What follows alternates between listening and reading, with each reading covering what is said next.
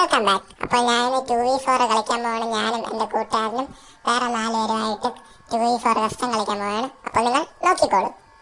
കൈ നല്ല വേർത്ത്, മൂവ്മെന്റ് ഒന്നും പറഞ്ഞില്ല. അയ്യ, പറഞ്ഞതേ ഉള്ളൂ, അന്നടക്ക് ചത്ത്. കളി പിടിക്കണം. Revenge bro, revenge.